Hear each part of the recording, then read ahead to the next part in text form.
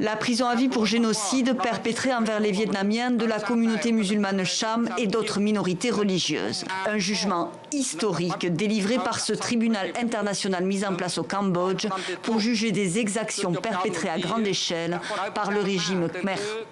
Les voilà donc coincés à Tijuana, à quelques mètres des États-Unis. Ces migrants latino-américains de la grande caravane qui a traversé le Mexique du sud au nord.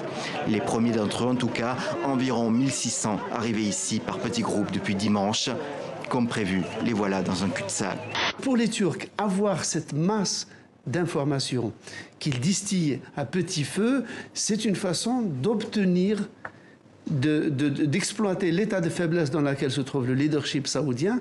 Car la Turquie réclame une enquête internationale, mais l'Arabie saoudite y est fermement opposée. La justice saoudienne enquête désormais sur 11 accusés, dont 5 risquent la peine de mort.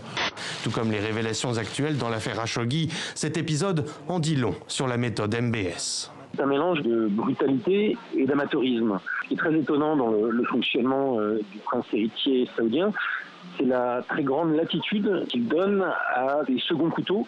Quand c'est un petit chiot, il peut devenir n'importe quoi, mais s'il est dressé pour attaquer, pour mordre, c'est ce qu'il va faire, même si c'est surtout par la peur de son maître.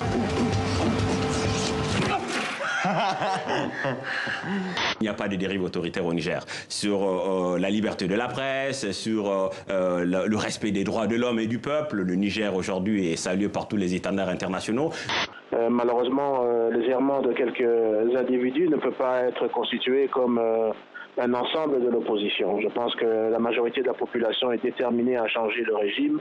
C'est vrai qu'un phénomène comme le canal de Suez, on en parle souvent sous l'angle commercial, mais a permis également de booster considérablement le pèlerinage à la Mecque, a facilité le voyage pour les pèlerins qui venaient du nord qui venaient de la Méditerranée, et en même temps a facilité la constitution de grandes compagnies maritimes, d'une forme de low cost du pèlerinage à cette époque.